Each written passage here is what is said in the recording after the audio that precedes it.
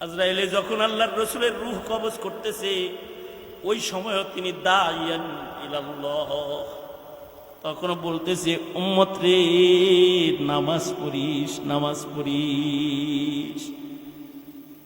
আল্লাহর রাসূল সাল্লাল্লাহু আলাইহি ওয়াসাল্লাম তায়েফে গেছে, এত মার খাইতেছে, তারপরেও বলতেছে আই আমারে মারিস না, বল লা ইলাহা ইল্লাল্লাহ, কারণ তিনি ওয়াদাইয়ান ইলাল্লাহ। হযরত উম্মুল মুমিনিন আল্লাহর রাসূলকে বলে, ও আল্লাহর নবী, আল্লাহর নবী গো, উহুদের মাঠে আপনার দান দান মুবারক শহীদ হয়ে গেছে। ও আল্লাহর নবী, উহুদে এত মায়ের আপনি খেয়েছেন, আপনার মাথার হাড্ডি ভাঙ্গা হেলমেটের করা মাথার ভেতরে বসে গেছে, আপনার গায়ের রক্ত ঝরছে, কত কষ্ট আপনি উহুদে করেছেন। ও আল্লাহর নবী, এর চেয়েতেও ভয়ঙ্কর কোন কষ্টের দিন কি আপনার জীবনে গেছে? আল্লাহর রাসূল বলে, হ্যাঁ, এর চেয়েতেও ভয়ঙ্কর কষ্টের দিন গেছে। তায়েফে দাওয়াতের দাঈ ইলাল্লাহ হয়ে যখন আমি তায়েফে দাঁড়াইছিলাম, আর ওদের বলেছিলাম, অবুজরা রে, ওইদিকে দোজক যাস না, ওইদিকে আয় আয়, পড়লা ইলাহা ইল্লাল্লাহ, আমি আল্লাহর নবী, আমার উপরে বিশ্বাস স্থাপন কর, ইবাদত কর, আল্লাহর দিকে আয়, দোজকের দিকে যাস না। আমি আল্লাহর দিকে আহ্বান করলে, দাঈর জিম্মাদারি পালন করতে তায়েফে আমি দাঁড়াইলে, আয়েশা চতুর্দিক থেকে পাথরের বৃষ্টি আমার উপরে শুরু হয়ে গেল। সিরাত লেখি এত জোরে জোরে পাথর মেরেছে যে চামড়া ভেদ করে গুলির মতো পাথরগুলা দেহের ভেতরে বসে বসে গেছে। হযরত যায়েদ বলে, যেখান থেকে পাথরের কণা সরায় ওখান থেকে ফিনকি দিয়া রক্ত বাইর হয়ে যায়। 3 বার করে নবী বেহুশ হয়ে পড়ে গেছে। নবী আমার দাঈ ইলাল্লাহ, আল্লাহ তাআলা নবীর রক্ত মাখা বদন দেখা জিবরাইল পাঠায় দিছে, জিবরাইল যাও আমার বন্ধুরে কও, যারা আমার নবীর দাওয়াত মানে না, আমার নবীকে যারা মার দেয়, ওদের জমিনে থাকার অধিকার নাই, বলো না, যাও বলো, যদি অনুমতি দেয় তাহলে আমি 2 পাহাড়ের চিপা দিয়ে করে ধ্বংস করে দেব। যাও, যা বলো সরকার, 2 পাহাড়ের চাপা দিয়ে ওদেরকে আপনি অনুমতি দিলে মিশায়া দিই। আল্লাহর রাসূল যে দাঈ ইলাল্লাহ, জিবরাইলকে আল্লাহ তাআলা দেখাইতেছে, দেখ আমার বন্ধু ওয়াদাইয়ান ইলাল্লাহ, যা বলতেছে সরকার গো, 2 পাহাড় মিশা দেই। রাসূল বলে, না না না জিবরাইল, না, আমি কার কাছে দাওয়াত লয়ে যাবো মিশা দিই? আল্লাহকে বলে, আল্লাহ গো, ওরা তো অবুঝ, ওরা তো বেবুঝ, ওরা চিনে না, তাই আমারে মারছে, ওগরে তুমি হালাক করে দিলে, দাওয়াত লয়ে যাবো কার কাছে? এ কারণেই বন্ধু, নায়েবে নবী যারা তোমাদের কাছে দাওয়াত লয়ে যায়, কখনো তোমরা তাদের আঘাত করো, কখনো তোমরা তাদেরকে জিল্লতি করো, কখনো তোমরা তাদেরকে তিরস্কার করো, কিন্তু তারা এই তিরস্কারের বোঝা মাথায় লইয়া দাওয়াত দিয়ে যাইতেছে। কারণ দাঈ ইলাল্লাহ জিল্লতি হবে, কিন্তু আল্লাহর দিকে ডাকা বন্ধ করবে না। জেল জুলুম জীবন দিবে, কিন্তু আল্লাহর দিকে আহ্বান করা তারা বন্ধ করবে না। আলহামদুলিল্লাহ, আলহামদুলিল্লাহি ওয়া কাফা ওয়া সালামুন আলা ইবাদিহিল্লাযীনা ইসতাফা। আম্মা বা'দু ফাআউযু বিল্লাহি মিনাশ শাইতানির রাজীম। বিসমিল্লাহির রহমানির রহিম। ইন্না আরসালনাকা শাহিদান ওয়া মুবাশশিরান ওয়া নাযীরা وداعيا إلى الله بإذنه وسراجا منيرا. وقال النبي صلى الله عليه وسلم: لا يؤمن أحدكم حتى أكون أحب إليه من والده وولده والناس أجمعين. وقال النبي صلى الله عليه وسلم: من أحب لله وأبغض لله، من أعطى لله ومنع لله، وأحب لله وأبغض لله، فقد استكمل الإيمان، أو كما قال عليه الصلاة والسلام. اللهم صل على محمد وعلى آل محمد كما صليت على إبراهيم وعلى آل إبراهيم إنك حميد مجيد. اللهم بارك على محمد وعلى آل محمد كما باركت على إبراهيم وعلى آل إبراهيم إنك حميد مجيد. আল খিদমা ইসলামী যুব সংঘের উদ্যোগে আয়োজিত মহতী সপ্তম বার্ষিক ইসলামী মহাসম্মেলনের মোহতারাম সভাপতি, উপস্থিত হাজরাত, বুজুর্গ উলামায়ে কেরাম, সম্মুখপানে সমবেত দিন প্রিয়, ইসলাম প্রিয়, দিনদার ইমানদার মুমিন মুসলমান ভাইরা, বুড়া বাবারা, যুবক ভাইরা, পর্দার আড়ালের মা বোনেরা, বিশ্বজগতের মালিক, বিশ্ব প্রতিপালকের বিশ্ব দরবারে কালিমাতুশ শকর যে মহান রব্বুল আলামিন এই প্রচণ্ড গরমের ভেতরে দ্বীনি নসিহতের মাহফিলে ওলামাদের সোহবতে আমাদের আল্লাহ তাআলা আসার বসার তৌফিক দান করেছেন। এজন্যে কালিমাতুশ শকর পড়ি, শুকরিয়া আদায় করি, মহাব্বতে ভক্তি ভরে সমস্বরে আওয়াজ করে সবাই মিলে বলি আলহামদুলিল্লাহ। প্রচণ্ড গরম, লম্বা কথা বলার সুযোগ নেই, সংক্ষেপে কিছু কথা। মানুষ তিন প্রকার। কয় প্রকার বলেন আওয়াজ করে? কয় প্রকার?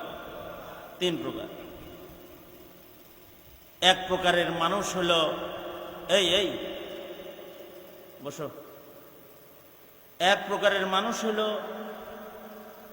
যে মানুষগুলার ভিতরে শয়তানি খাসলাত আছে। এই মানুষগুলা দেখতে মানুষ কিন্তু আসলে শয়তান। এটা এক প্রকারের মানুষ। অর্থাৎ এক প্রকারের মানুষের ভেতরে শয়তানের দোষগুলো বিদ্যমান। তারা দেখতে মানুষ, আসলে কি? জোরে বলেন, আসলে কি? শয়তান। যেমন শয়তানের যা যা ভাল লাগে, কিছু কিছু মানুষ আছে ওদের ওগুলো ভাল লাগে। শয়তানের কিছু পছন্দ আছে, কিছু মানুষ আছে তাদের পছন্দের মিল শয়তানের পছন্দের সাথে আছে না নাই?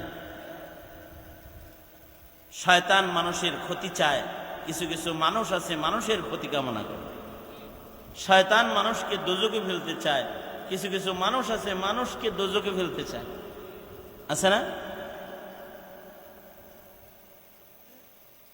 এই প্রকারের মানুষগুলো ঘৃণ্য এবং নিকৃষ্ট মানুষ।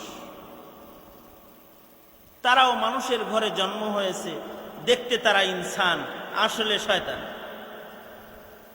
এবং মানুষও খালি আল্লাহর খাতাই শয়তান না, মানুষও তাদেরকে বইলা ফেলে, শয়তান বলে না? শয়তান যে বলে এটা কি এমনিই বলে নাকি তার দোষের কারণে তাকে বলে? বলেন, কিসের কারণে বলে? দোষের কারণে বলে। আবার কিছু কিছু মানুষ আছে দেখতে তো ইনসান কিন্তু আসলে হাইওয়ান, তাদের ভেতরে হাইওয়ানিয়ত গালেব, পশুর স্বভাব তাদের ভেতরে বিদ্যমান। যেমন পশুর কোনো নিয়ম নাই, পশুর কোনো ধর্ম নাই।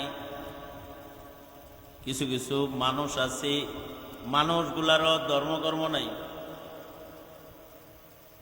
পশুর হালাল হারাম নাই। কিছু কিছু মানুষ আছে তাদের হালাল হারাম নাই।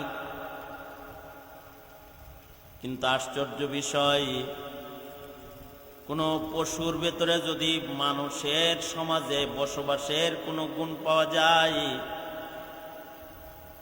ওইটা পশু হওয়ার পরেও সেই মানুষের ঘরে জায়গা পায়।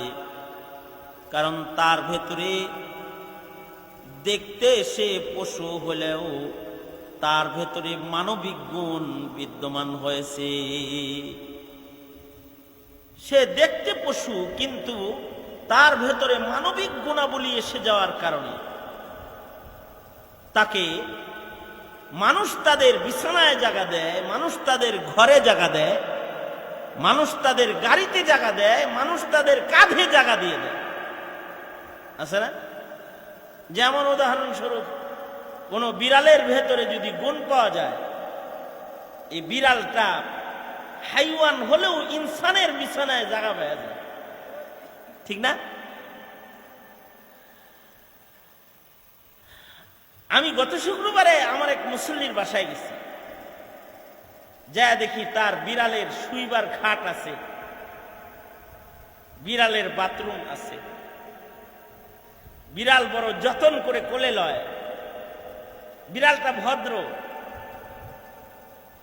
বিড়ালটা মনিবের সাথে সুন্দর আচরণকারী। তা আমি বললাম, এই বিড়ালের এত যত্ন, এত আদর করতেছেন, কয় এটা আদর বড় উপযুক্ত। সে নিজেই বলে যে এই বিড়ালের ভেতরে এমন কিছু গুণ আছে যে গুণের কারণে সে আসলে বিড়াল হলেও সে আদরের উপযুক্ত। আমি বললাম কি কি গুণ আছে? কয় সে পরিষ্কার পরিচ্ছন্ন, নোংরা না, সে জিনিসপত্র নষ্ট করে না, ডাইনিং টেবিল ভর্তি খাবার থাকবে কিন্তু সে মুখ লাগাবে না, তাকে প্রশিক্ষণ দেয়া আছে, সে খাবারের টেবিলের ধারে কাছে যাবে না, যত্র তত্র সে পেশাব পায়খানা করবে না, যাকে তাকে সে সবল দিবে না, খামসা খুমসা দিব না। বাচ্চা আছে ঘরের ভেতরে, ওরে যদি যাইতাও ধরে ও কাঁদবে কিন্তু ও আর একটা বাচ্চাকে সবল দিবে না। গুণের কারণে তোর ওর এত দাম। বললাম কিরকম দাম? কত দিয়ে কিনছেন? কয় এখন তো দাম বেশি, ছোট যখন ছিল তখনই ছিল 50,000। ওর পিছনে খরচ কেমন আছে? কয় ওর পেছনে প্রতি মাসে মিনিমাম 6,000 টাকা খরচ আছে, 6,000 টাকা খরচ করতেছে। কারণ কি? কারণ হলো ও খেলাধুলা করে আমাদের সাথে, আমরা যা বলি শোনে, ওর ভেতরে মানবিক গুণ আছে। আপনার মন খারাপ দেখলে ও কাছে এসে ওর লেজ দিয়া আপনার পায়ে গোতাইতে থাকবে আর আপনারা আদর করতে থাকবে, আপনাকে খুশি করে দিবে। এমন একটা কাণ্ড কারখানা এখানে ঘটায় ফেলবে যে আপনার মন খারাপ হালত আপনাকে হাসায় দিবে। খেলাধুলা জানে, ও ফুর্তি করা জানে, আনন্দ জানে। আর কি গুণ? যেখানে সেখানে পেশাব করবে না, পায়খানা করবে না, আমাকে দেখাইলো, এই যে দেখেন এই যে একটা ট্রে আছে, ট্রের ভেতরে দেখে কি মনে হইতেছে? আমি বললাম এটা মনে হইতেছে যে ঘর সাজায় রাখছেন, এটা একটা ডেকোরেশন। না, এটা কোনো ডেকোরেশন না, এটা হলো ওর বাথরুম। ওর যখন পেশাব আসে ও এই জায়গায় বসে পেশাব করে, ওর বাথরুম আসলে এখানে ও বাথরুম করে। আবার এই জায়গায় পেশাব পায়খানা করে এমন ভাবে ঢেকে রেখে যাবে যে টের পাওয়া যাবে না যে এখানে কেউ বাথরুম করছে। নিজের বাথরুম, নিজের টয়লেট নিজেই ঢেকে দিতেছে। আবার ভদ্রতা। আপনারা যদি ঘরে না থাকেন, কাউকে খাবার দিয়ে যাব, ওর নির্ধারিত খাবার আছে, ও খাবে, অন্য কিছু নষ্ট করবে না, ঘরে থাকবে, 24 ঘন্টা একাই থাকতে পারবে, খেলবে, একা একাই খেলবে, বল আছে, এটা আছে, এগুলো নিয়ে খেলাধুলা করবে। যদি আপনারা 5 দিনের জন্য যান, তখন ও আমাদের গাড়িতে আমাদের আগে যায় বসে থাকবে। আমাদের ভাব দেখলেও বুঝে আমরা 5 দিনের জন্য বাড়ি যেতেছি, ও আগেই যায় সিট দখল করে বসে থাকে, ড্রাইভারের সাথেও খাতির আছে। আর ওর প্রয়োজনীয় খাবার, ওর প্রয়োজনীয় শোয়ার জায়গাগুলো গাড়ির পেছনে আমরা তুলে নিয়ে যাই, ও আমাদের সাথে বেড়াইতে থাকে, ঘুরতে থাকে।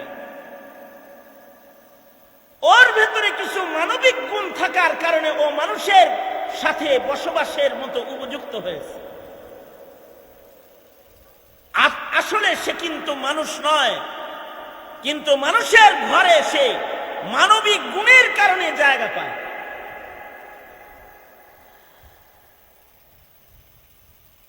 আবার মানুষের ভেতরে যদি হাইওয়ানিয়াত আইসা যায়, দেখতে মানুষ কিন্তু এটা মানুষ সমাজে বসবাসের উপযুক্ত হয় না, ওটা জঙ্গলে রাখার কাম হয়। কিছু মানুষ আছে এদের ভেতরে মনুষ্যত্ব নাই। কিছু মানুষ আছে এগুলো দেখতে মানুষ, আসলে ওরা হাইওয়ানের মতন, যেখানে সেখানে দাঁড়ায় পেশাব করতেছে কুকুরের মতন, যেখানে সেখানে যৌনাচারে লিপ্ত হয়েছে পশুর মতন। পার্কের গাছতলা, নদীর পার, খালের পারে বৈশা নিজের ভদ্রতা, সংযম, মনুষ্যত্ব সব হারায় দিয়া পশুর খাসলত মানুষের ভিতরে দেখা যায়। পশুর যেমন কোনো বাজ বিচার নাই, কিছু মানুষেরও বাজ বিচার নেই। কিছু মানুষ আছে পশুর মতো, তার মা বাবা ভাই বোন স্বজন এদের কোনো বাজ বিচার নেই। তো তার ভেতরে মানুষ হইলেও পশুত্ব তার ভেতরে এসেছে। দেখবেন কিছু কিছু মানুষ আছে ছেলের সামনে, মেয়ের সামনে, পুত্রবধূর সামনে এমন কাজ করতেছে কেমন যেন মনুষ্যত্ব হারায় ফেলেছি। কিছু কিছু ঘর আছে যে ঘরে প্রেমের নাটক চলে, অথবা প্রেমের সিনেমা, অর্ধনঙ্গ ডান্স টেলিভিশনে চলতেছে। বাবা মা, ভাই বোন, পুত্রবধূ, দেওর ভাবি সব মিলা জিলা দেখবার লাগছে। এমন জিনিস দেখতেছে একসাথে বসে, যেই জিনিস দেখে পিতা পুত্রের মানে একজন আরেকজনের সামনে বসে থাকা মুশকিল, কিন্তু সে বসে রইল কেন? সে মনুষ্যত্ব হারিয়ে পশুত্বের দোষে দোষী হলো বিধায় সে বসে থাকতে পারল, তাছাড়া বসে থাকতে পারত না। কিছু কিছু মানুষ আছে এরা দেখতে ইনসান কিন্তু আসলে হাইওয়ান। আবার আল্লাহ বলে না, কিছু কিছু মানুষ আছে এগুলো দেখতে ইনসান, এগুলো হাইওয়ানের চাইতে খারাপ। কিছু হাইওয়ানও তো ভদ্র আছে, এগুলো চরম অভদ্র। উলাইকা কাল আনআমি বাল হুম আদাল। আবার কিছু কিছু মানুষ আছে যাদের ভেতরে সিরাত পাওয়া যায়, তাদের ভেতরে শুধু সুরত নয়, তাদের ভেতরে আছে নবীর সিরাত। সুরতের বেশি দাম নয়, সিরতের বেশি দাম। আকৃতির বেশি দাম নয়, আখলাকের বেশি দাম।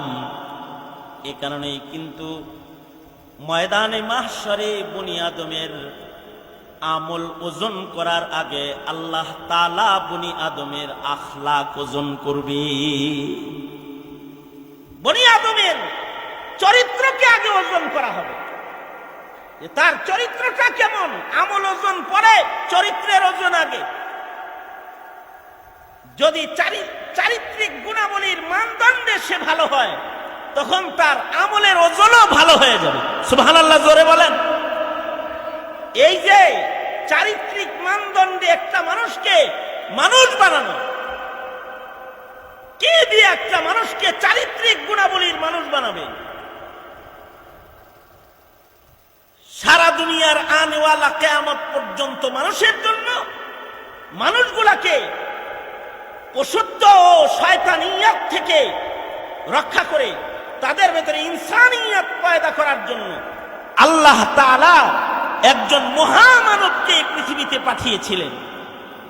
তিনি হলেন খুলুকে আজিম ওয়ালা পয়গম্বর, সিরাতের সর্বোচ্চ উপমার দৃষ্টান্ত যার ভেতরে আল্লাহ তাআলা খুলুকে আজিম দান করেছেন, সে পয়গম্বর আপনার আমার নবী মুহাম্মদুর রাসূলুল্লাহ সাল্লাল্লাহু আলাইহি ওয়াসাল্লাম, যার ভেতরে চারিত্রিক গুণাবলীর সর্বোচ্চ উদাহরণ আল্লাহ তাআলা দিয়েছিলেন। এ কারণে আল্লাহর রাসূল সাল্লাল্লাহু আলাইহি ওয়াসাল্লামের চরিত্রের প্রশংসা শুধুই মাত্র মুমিন মুসলমান করে না, আল্লাহর রাসূলের চরিত্রের গুণগান, চরিত্রের প্রশংসা কাফেররাও করে। আল্লাহু আকবার, জোরে করে বলেন। আল ফাজলু মান শাহিদাত লাহুল আ'দা। দুশমনও যদি কারোর প্রশংসা করে, তাহলে বুঝতে হবে তার সম্মান আসলেই বেশি। মান শাহিদাত লাহুল আ'দা, তার দুশমন যারা, তারাও তার ব্যাপারে সাক্ষ্য প্রদান করেছে। এমন মানুষ দুনিয়াতে মুহাম্মদুর রাসূলুল্লাহ সাল্লাল্লাহু আলাইহি ওয়াসাল্লাম, যার গুণগান শুধু আল্লাহ করে তা না, যার গুণগান শুধুই মাত্র ফেরেশতারা করে তা না, যার গুণগান তার সাহাবীরা শুধু করে তা না, যার গুণগান কাফেররাও করে, মুশরিকরাও করে, ভিন্ন ধর্মীরাও করে, ভিনদেশীরাও করে। এ কারণে মানব চরিত্রের সর্বোচ্চ উদাহরণ, সর্বোত্তম উৎকৃষ্ট চরিত্রওয়ালা মানুষ হলেন আমার নবী, যার গুণগান শুধু আল্লাহ করেন নাই,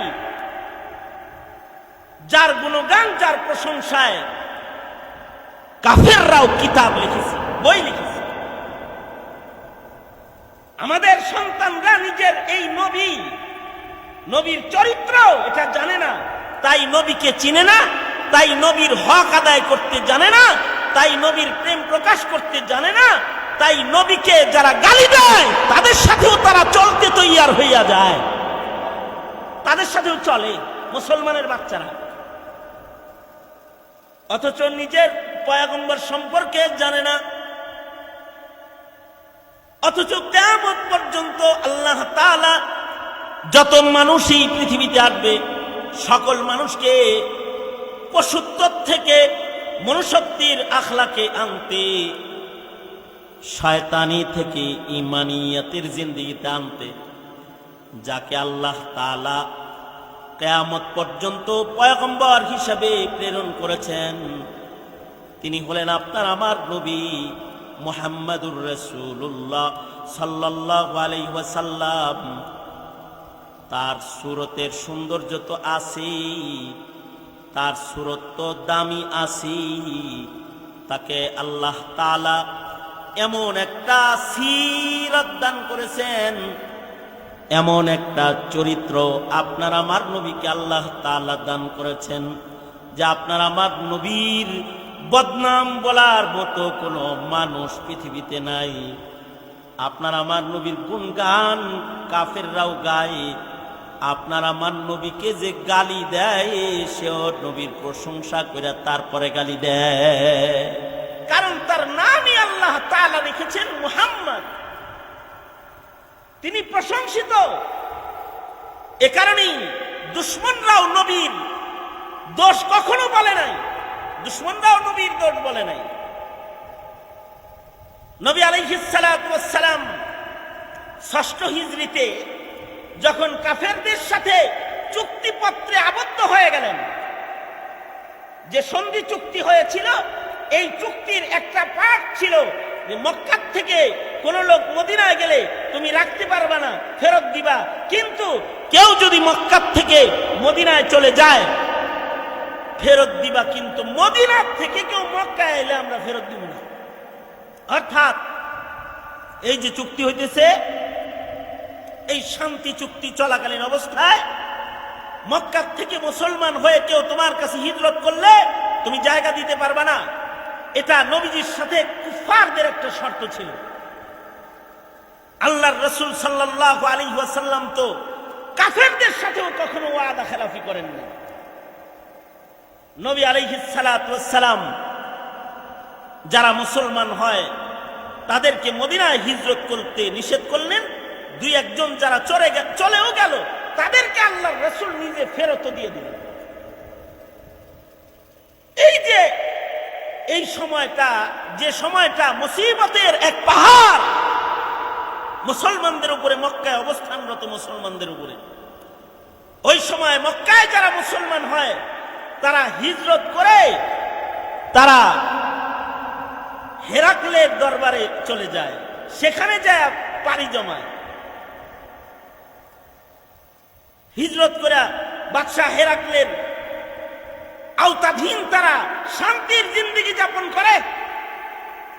এর ভিতরে উম্মে হাবিবা রাদিয়াল্লাহু আনহা, আবু সুফিয়ানের মেয়ে, আমাদের নবী আলাইহিস সালাতু ওয়াস সালামের বিবি উম্মুল মুমিনিন, তিনিও হিজরত করে স্বামী সহ চলে গেছেন গা হেরাকলের ছত্রছায়া। মুসলমানরা যখন জায়গা লয় হেরাকলের ওখানে, আবু সুফিয়ান হেরাকল যেন মক্কার কোন মুসলিমকে জায়গা না দেয়, এইটা মানা করার জন্য সে চলে গেল বাদশার দরবারে। বাদশার কাছে যায় বলে, বাদশাহ, আমাদের মক্কায় একজন ভয়ঙ্কর মানুষের আগমন ঘটেছে, যার কারণে ভাই ভাইয়ে অমিল হয়, যার কারণে ঘর ভাঙ্গা যায়, যার কারণে সংসার ভাঙ্গা যায়। যে নিজেকে নবী দাবি করে ওই রকম একজন মানুষের অনুসারীরা আপনার রাজ্যে এসে জায়গা পায়। আপনার কাছে অনুরোধ, আপনি কাউকে জায়গা দিবেন না। হেরাক বলে, আগে তো আমার জানতে হবে যে তিনি যে নবী দাবি করে আসলে কি দাবিদার নবী নাকি তিনি আসলেই নবী, এটা আগে আমার জানা দরকার। তিনি যদি আসলেই নবী হয়ে থাকেন তবে আমার রাজ্যে কেউ আসলে সত্য পয়গম্বরের কোন সাহাবী, কোন অনুসারীকে আমি নিরাপত্তা না দিয়ে তো তাকে বের করে দিতে পারি না। সুতরাং তার ব্যাপারে তোমার কাছে আমার কিছু জানার আছে। সে যে সকল প্রশ্নগুলো করেছে আবু সুফিয়ানকে, আবু সুফিয়ান রাদিয়াল্লাহু আনহু তখনও পর্যন্ত মুসলমান হন নাই, তিনি তখনও মুসলমান হন নাই, কিন্তু ওনাকে প্রশ্ন করতেছে বাদশাহ হেরাকল নিজে। হেরাকল বলে, এই আবু সুফিয়ান, তোমার কাছে আমার প্রশ্ন, তুমি যে এই লোকটার ব্যাপারে নালিশ দিতে এসেছ, এই লোকটার ব্যাপারে আমার কিছু জানার বিষয় আছে। তুমি বললা সে ঝগড়া লাগায়, বিবাদ লাগায়, ঘর ভেঙে দেয়, তাইলে আমি তার সম্পর্কে তোমার কাছে কিছু জানতে চাই। সেটা হলো, সে কি কখনো মিথ্যা কথা বলে? সে মিথ্যা কথা বলে কিনা এটা বলো। আবু সুফিয়ান বলে, মুসলমান হওয়ার পরে হযরত আবু সুফিয়ান বলতেছেন, মুখের আগায় পড়ছিল যে বলে। কিন্তু আমি যদি মুহাম্মদের ব্যাপারে এই মিথ্যার সাক্ষীটা দিই, আমার সাথে আশেপাশে যারা মুহাম্মদুর রাসূলুল্লাহ সাল্লাল্লাহু আলাইহি ওয়াসাল্লামকে চেনে, তারা আমি আবু সুফিয়ান রে মিথ্যুক বলে গাল দিবি। শেষ বেলায় দুশ্মনী যাই থাক, কিন্তু মুহাম্মদুর রাসূলুল্লাহর সিরাত আমি বলতে বাধ্য হয়ে গেলাম। আমি হেরাক্লের দরবারে যা বললাম, লোকটার সাথে আমাদের রাজনৈতিক গন্ডগোল আছে বটে, কিন্তু এই লোকটা এমন একটা মানুষ, জন্মের পর থেকে আজ পর্যন্ত তার মুখে জমিনের কোনো মানুষ কোনোদিন মিথ্যা কথা শোনে নাই। আল ফাজলু মান শাহিদাত লাহুল আদা, দুশমনেও বলতেছে মিথ্যা কথা বলে নাই। এ কারণেই আল্লাহ তাআলা নিজের নবীর শান বলতে গিয়ে বলে, এই আমার নবীকে তোমরা চেনো না? আমার নবীকে কি হিসাবে পাঠিয়েছি জানো? নবীকেও বলতেছে আল্লাহ তাআলা, ওগো নবী, ইয়া আইয়ুহান নবী ইন্না আরসালনাকা শাহিদান, ওগো বন্ধু, ওগো আমার পেয়ারা পয়গম্বর, আপনাকে কিন্তু আমি সাক্ষী বানায় প্রেরণ করেছি। অর্থাৎ আপনার বিরুদ্ধে কথা বলার কেউ নাই। আপনাকে আমি ইন্নাকা লাআলা খুলুকিন আযীম, আপনাকে আমি সর্বোত্তম চরিত্র মাধুরী দান করেছি, মনুষ্যত্বের সর্বোচ্চ উপমা আপনাকে আমি বানিয়েছি। কেউ আপনার ব্যাপারে কুকথা বলবে এমন তো জমিনের উপরে কেউ নাই। আল্লাহু আকবার কাবীরা। নবী আলাইহিস সালামের আখলাক এটা, এটারে বলে মনুষ্যত্ব। আল্লাহর রাসূল সাল্লাল্লাহু আলাইহি ওয়াসাল্লামের পক্ষে শুধুই মাত্র কাফের মুশরিকরা সাক্ষী দিচ্ছে তা নয়, আল্লাহর রাসূলের সাক্ষী তো ফেরেশতাও দেয়, আল্লাহর রাসূলের সাক্ষী তো জিনেরাও দেয়, আল্লাহর রাসূলের সাক্ষী তো পাহাড় পর্বত লতা পাতা তারাও নবীর সাক্ষী দেয়। পাহাড় নবীকে চেনে, নবীর ব্যাপারে সাক্ষী দেয়। হাজার হাজার নবীকে চিনে সাক্ষ্য দেয়।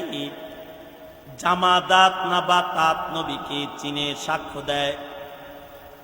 প্রাণী কুল, উট, ভেড়া, ছাগলরাও নবীকে চিনে সাক্ষী দেয়। আল্লাহর রাসূল সাল্লাল্লাহু আলাইহি ওয়াসাল্লাম দুধ শূন্য, ছাগলের স্তনে হাত লাগাইছেন তো ছাগলের স্তনে দুধ এসে গেছে। আল্লাহর রাসূল যে গাধার পরে সওয়ার হয়ে চলতেন, এই গাধাও নবীজির সাক্ষ্য দিত, নবীজিকে চিনত। নবীজির ওফাতের পরে এই গাধাটা পাগল হয়ে গেছে। সে মদিনায় কখনো দাঁড়াইতো না, চিন্তা করত যে আমার পিঠে সরওয়ারে দু আলম নবী উঠে বসছেন, নবীর বসার জায়গায় যেন আর কেউ বসতে না। আমি যদি জীবিত থাকি, কেউ যদি আমার নবীর বসার আসনে বসে, তো আল্লাহর কাছে আমি আসামি হয়ে যাব। নবীকে এমন চিনা চিন্ত যে জালালউদ্দিন সুয়ুতি রহমাতুল্লাহ আলাইহি লিখেছেন, এই গাধাটাও আল্লাহর রাসূলকে এমন চিনা চিনি, শেষ পর্যন্ত না খেয়ে ঘুরতে ঘুরতে ঘুরতে ঘুরতে হাঁটতে হাঁটতে একদিন এক কুয়ায় পড়ে সে ইন্তেকালি করেছে পানি পান করতে গিয়ে। কিন্তু সে নিজের পিঠের উপরে সরওয়ারে দু আলম নবীর চেয়ারে আসনে আর কাউকে বসতে দেয় নাই।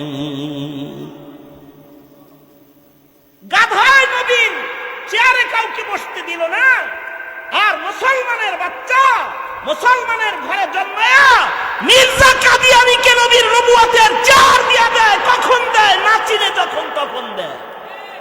যখন চিনতে পায় না, যখন চিনতে পায় না তখন দেয়।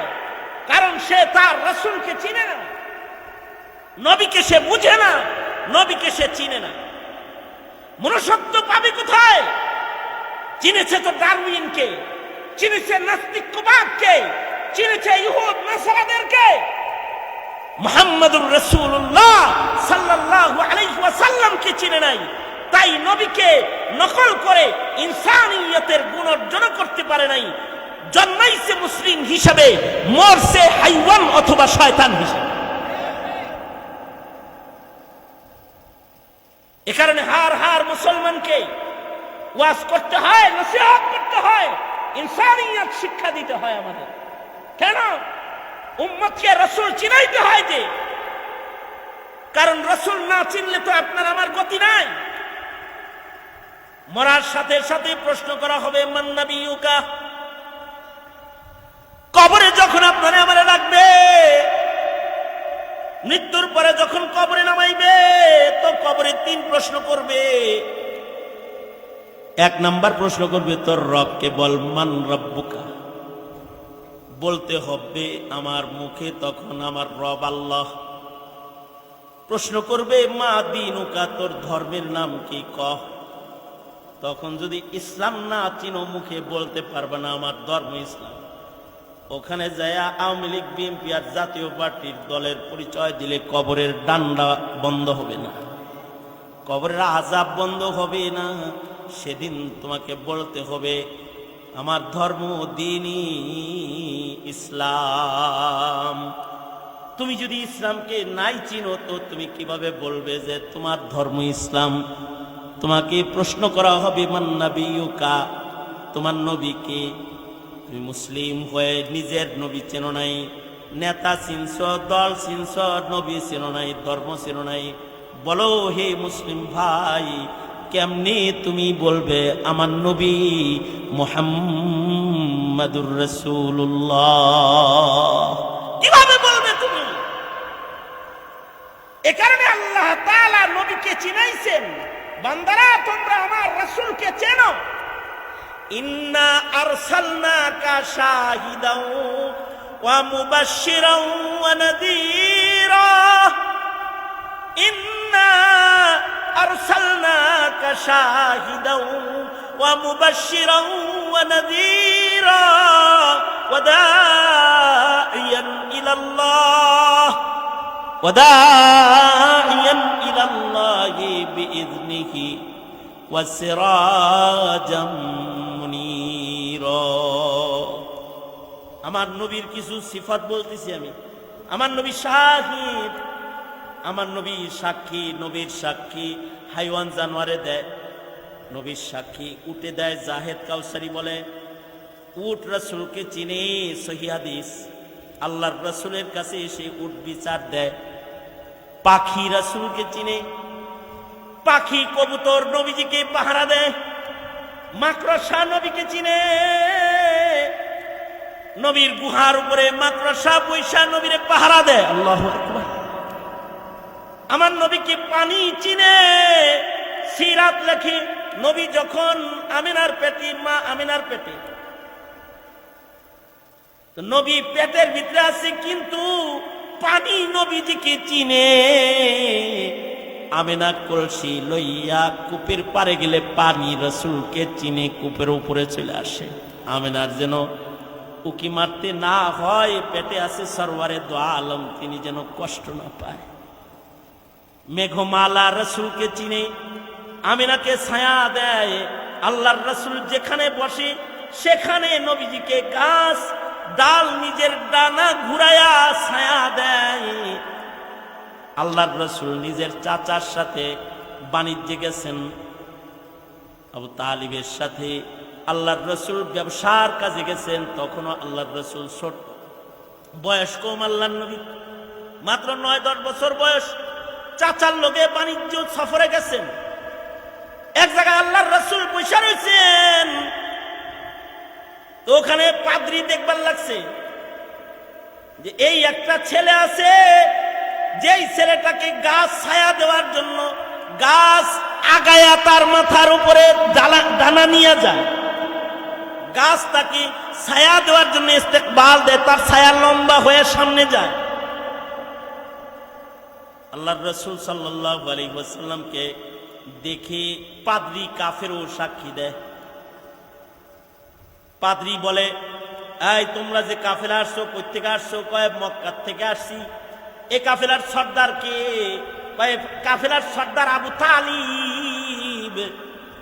এই আবু তালিব এটা কে? এটা চেননি? চিনি না। মানে এটা আমার ভাতিজা। তো চিনি না মানে? না তুমি চেনো না? তোমার বাতিজা হিসেবে চিনো, তার আসল পরিচয় তুমি জানো না।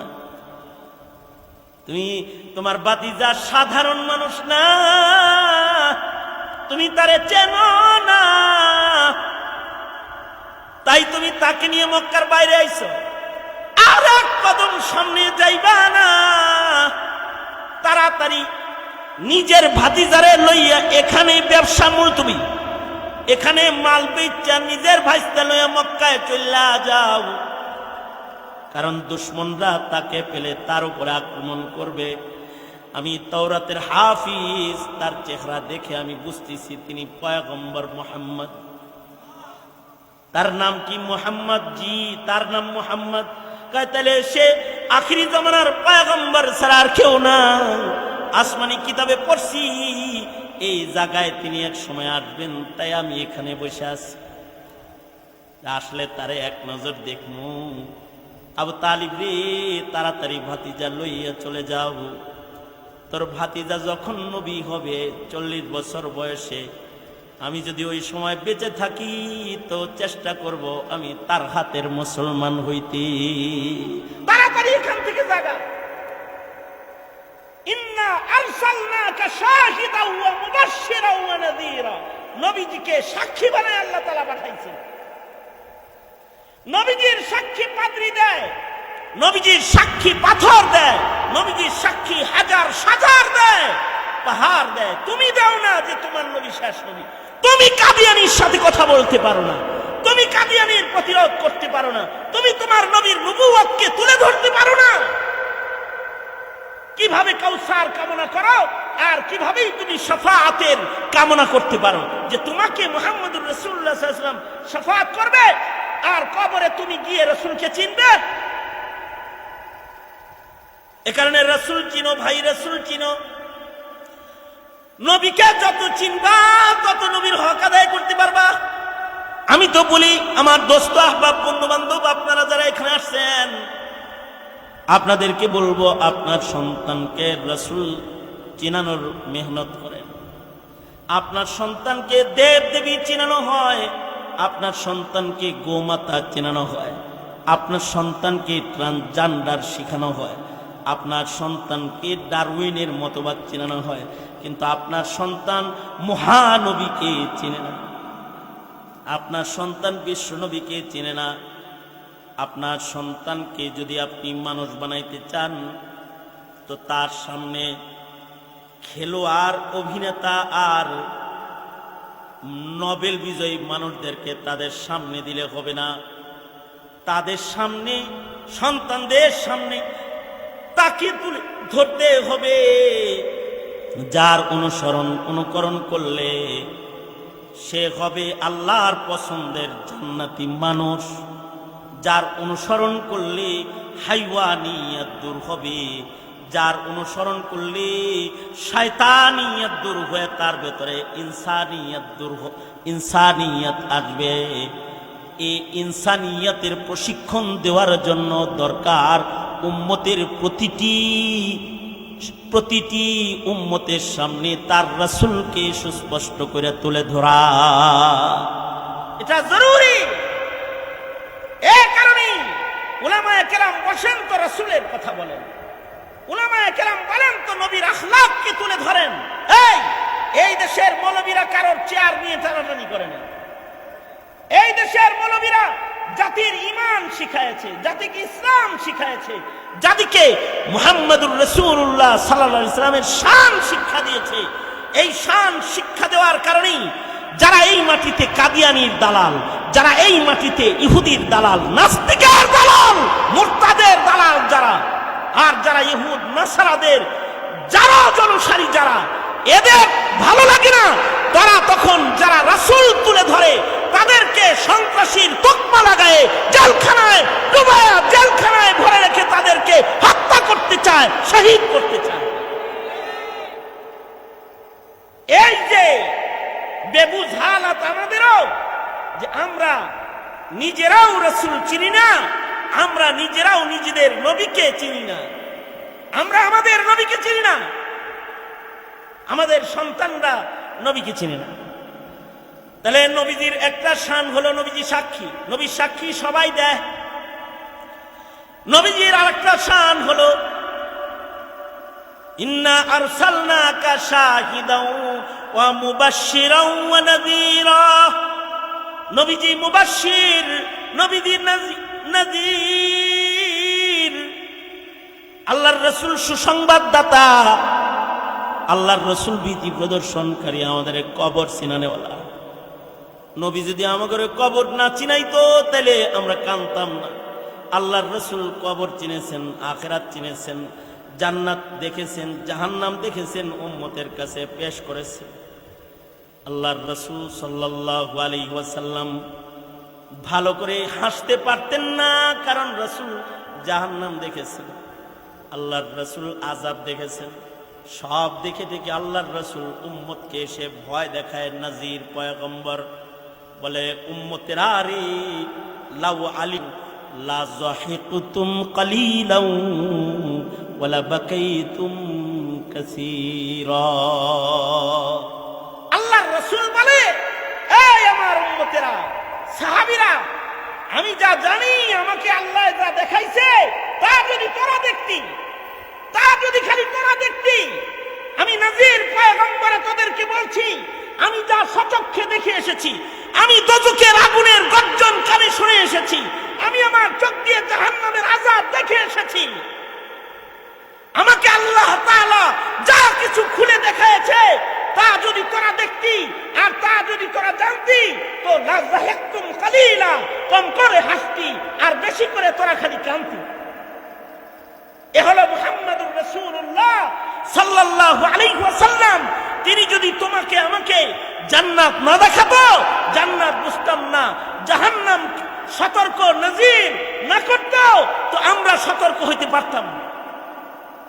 ওয়াদাইয়ান ইলাল্লাহ,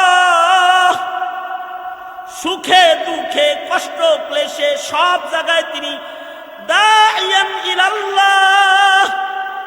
আর তুমি আমি হলো নিজে বাঁচলে বাপের নাম, আমি বাচ্চালো তারপরে বাবার নাম, আমি নিজেই বাঁচি না তো আর একজনের বাঁচানো করতে। আর রাসূল হলো দাঈ ইলাল্লাহ, মরণ যন্ত্রণার সময় তিনি দাইয়ান ইলাল্লাহ। মইরা যাইতেছেন তখনও বলতেছে, উম্মত নামাজ নামাজ নামাজ। আজরাইলে যখন আল্লাহর রাসূলের রূহ কবজ করতেছে, ওই সময়ও তিনি দাইয়ান ইলাল্লাহ, তখনও বলতেছে, উম্মত রে, নামাজ পড়িস, নামাজ পড়িস। আল্লাহর রাসূল সাল্লাল্লাহু আলাইহি ওয়াসাল্লাম তায়েফে গেছে, এত মার খাইতেছে, তারপরেও বলতেছে, আই আমারে মারিস না, বল লা ইলাহা ইল্লাল্লাহ, কারণ তিনি ওয়াদাইয়ান ইলাল্লাহ। হযরত উম্মুল মুমিনিন আল্লাহর রাসূলকে বলে, ও আল্লাহর নবী, আল্লাহর নবী গো, উহুদের মাঠে আপনার দান দান মুবারক শহীদ হয়ে গেছে। আল্লাহর নবী, উহুদে এত মায়ের আপনি খেয়েছেন, আপনার মাথার হাড্ডি ভাঙ্গা হেলমেটের করা মাথার ভেতরে বসে গেছে, আপনার গায়ের রক্ত ঝরছে, কত কষ্ট আপনি উহুদে করেছেন। ও আল্লাহর নবী, এর চেয়েও ভয়ঙ্কর কোন কষ্টের দিন কি আপনার জীবনে গেছে? আল্লাহর রাসূল বলে, হ্যাঁ, এর চেয়েও ভয়ঙ্কর কষ্টের দিন গেছে। তায়েফে দাওয়াতের দাঈ ইলাল্লাহ হয়ে যখন আমি তায়েফে দাঁড়াইছিলাম, আর ওদের বলেছিলাম, অবুজরা রে, ওইদিকে দোজখ যাস না, ওইদিকে আয় আয়, লা ইলাহা ইল্লাল্লাহ, আমি আল্লাহর নবী, আমার উপরে বিশ্বাস স্থাপন কর, ইবাদত কর, আল্লাহর দিকে আয়, দোজখের দিকে যাস না। আমি আল্লাহর দিকে আহ্বান করলে, দাঈর জিম্মাদারি পালন করতে তায়েফে আমি দাঁড়াইলে, আয়েশা, চতুর্দিক থেকে পাথরের বৃষ্টি আমার উপরে শুরু হয়ে গেল। সিরাত লেখি, এত জোরে জোরে পাথর মেরেছে যে চামড়া ভেদ করে গুলির মতো পাথরগুলা দেহের ভেতরে বসে বসে গেছে। হযরত যায়েদ বলে, যেখান থেকে পাথরের কণা সরাই ওখান থেকে ফিনকি দিয়া রক্ত বের হয়ে যায়। 3 বার করে নবী বেহুশ হয়ে পড়ে গেছে। নবী আমার দাঈ ইলাল্লাহ, আল্লাহ তাআলা নবীর রক্ত মাখা বদন দেখা জিবরাইল পাঠায় দিছে। জিবরাইল যাও আমার বন্ধুরে কও, যারা আমার নবীর দাওয়াত মানে না, আমার নবীকে যারা মার দেয়, ওদের জমিনে থাকার অধিকার নাই। বলো না, যাও বলো, যদি অনুমতি দেয় তাহলে আমি 2 পাহাড়ের চিপা দিয়ে করে ধ্বংস করে দেব। যাও যা বলো, সরকার 2 পাহাড়ের চাপা দিয়ে ওদেরকে আপনি অনুমতি দিলে মিশায়া দিই। আল্লাহর রাসূল যে দাঈ ইলাল্লাহ, জিবরাইলকে আল্লাহ তাআলা দেখাইতেছে, দেখ আমার বন্ধু ওয়াদাইয়ান ইলাল্লাহ, যা বলতেছে সরকার গো 2 পাহাড় মিশা দেই। রাসূল বলে, না না না জিবরাইল না, আমি কার কাছে দাওয়াত লয়ে যাবো মিশা দিই? আল্লাহকে বলে, আল্লাহ গো ওরা তো অবুঝ, ওরা তো বেবুঝ, ওরা চিনে না, তাই আমারে মারছে। ওগরে তুমি হালাক করে দিলে, দাওয়াত লয়ে যাবো কার কাছে? এ কারণে বন্ধু, নায়েবে নবী যারা তোমাদের কাছে দাওয়াত লয়ে যায়, কখনো তোমরা তাদের আঘাত করো, কখনো তোমরা তাদেরকে জিল্লতি করো, কখনো তোমরা তাদেরকে তিরস্কার করো, কিন্তু তারা এই তিরস্কারের বোঝা মাথায় লইয়া দাওয়াত দিয়ে যাইতেছে। কারণ দাঈ ইলাল্লাহ জিল্লতি হবে, কিন্তু আল্লাহর দিকে ডাকা বন্ধ করবে না। জেল জুলুম জীবন দিবে, কিন্তু আল্লাহর দিকে আহ্বান করা তারা বন্ধ করবে না। এ কারণে বাতিল গোষ্ঠী স্বপ্ন দেখে লাভ নাই যে জেল দিয়া রশিদে ঝুলাইয়া দাওয়াত বন্ধ করে দিবা। হবে না, হবে না, বন্ধ হবে না। ওয়াদাইয়ান ইলাল্লাহ। আর আল্লাহর রাসূলের শান হলো, আল্লাহর রাসূল সিরাজুম মুনীর, আল্লাহর রাসূল বাতি, আলোকিত বাতির মতন আলো বিতরণ করবে কিয়ামত পর্যন্ত। সারা দুনিয়ার জন্য আলো বিতরণের জন্য বাতি করে আল্লাহ তাআলা তার হাবিবকে জমিনে পাঠিয়েছেন। দিয়েছো কি তুমি তোমার সন্তানকে তোমার নবীর পরিচয়? তুমি পরিচয় দাওনি বিধায় তোমার সন্তান হক জানে না, নবীর হক বুঝে না। নবীর কি হক? নবীর হক হলো নবীর উপরে বিশ্বাস, তাসদীক বির রাসূল বিজামি কামালাতিহি। নবীর হক, নবীর হক হলো ইত্তিবায়ে রাসূল, ইত্তিবাউন নবী। নবীর হার কামালকে, কাজকে, আমলকে নকল করে নবীর হক আদায় করবে। নবীর হক হলো হুব্বুন নবী, লা ইউমিনু আহাদুকুম হাত্তা আকুনা আহাব্বা ইলাইহি মিন ওয়ালিদিহি ওয়া ওয়ালাদিহি ওয়ান নাসি আজমাইন। পৃথিবীর সর্বোচ্চ ভালোবাসাটা রাসূলকে দিয়ে দিতে হবে। নবীর হক, নবীর হক হলো নবীর নাম উচ্চারিত হবে আর জবানে উচ্চারিত হবে সাল্লাল্লাহু আলাইহি ওয়াসাল্লাম, সাল্লাল্লাহু আলাইহি ওয়াসাল্লাম। নবীর হক কই? আমরা তো এই হকগুলো আদায় করি না। আমাদের সন্তানরাও যে হক আদায় করে না, কারণ হলো আমার সন্তান, আপনার সন্তান নবী চিনে না, রাসূল চিনে না। সুতরাং ভাই ও দোস্ত বুজুর্গ, সবক তো আজকে এটাই, যদি ইনসানিয়াত, মনুষ্যত্ববোধ যদি আমি আমার প্রজন্মের ভেতরে সেট করতে চাই, আর হাইওয়ানিয়াত আর শয়তানিয়াত দূর করা যদি মানুষ রূপী মানুষ হিসাবে আল্লাহর কাছে তাকে আব্দ আর গোলাম হিসাবে পেশ করতে চাই, তো সিরাতুন নবী জানা মানার কোনো বিকল্প নাই। এজন্য প্রত্যেক ঘরে ঘরে নবীর সিরাতের তালিম চালু করব ইনশাআল্লাহ। বলেন, এটাই আজকে আমার ওয়াজ। ঘরে ঘরে নবীর সিরাতের তালিম করব, কারণ আমাদের শিক্ষাঙ্গনে সিরাত এখন নাই। ঘরে ঘরে নবীর সিরাতের তালিম করব, ঘরে ঘরে সিরাতুন নবী মাহফিল, রাসূলকে তুলে ধরব। উম্মত রোনালদো চিনে, মেসি চিনে, কাকা চিনে, ম্যারাডোনা চিনে, মোহাম্মদ আলী ক্লে চিনে, কিন্তু মোহাম্মদুর রাসূলুল্লাহ চিনে না। এই যে পরিচয়হীনতার সবলে ঈমান নষ্ট হইতেছে, এই ঘাটতিটা আমরা দূর করব ইনশাআল্লাহ। বলেন কারা কারা আজ থেকে এই মেহনত চালু করলেন? ইনশাআল্লাহ। আল্লাহ সবাইকে কবুল করুন, জোরে বলেন আমিন। আজকে গরম যেভাবে পড়ছে 40-42 ডিগ্রি, এর ভেতরে যে আপনারা এভাবে বসছেন, শুকর আদায় করি যে নাদানের সামনে আপনারা আইছেন। আল্লাহ তাআলা আপনাদের এই কোরবানির পুরস্কার জাযা আপনাদেরকে দান করুন। আর যে যুবকগুলা এই গরমের ভেতরে এই আয়োজন করেছে, আল্লাহ এইটা পছন্দ করে একটু রহমতের বৃষ্টি দান করুক আল্লাহ তাআলা। আল্লাহ তাআলা আমাদেরকে মায়া ভালোবাসা দান করুন। আমার আলোচনার খোলাসা ছিল পরিপূর্ণ ইমানদার বানাতে নবী চিনাই, নবীর হক আদায় করেন ইনশাআল্লাহ। বলেন আল্লাহ কবুল করে।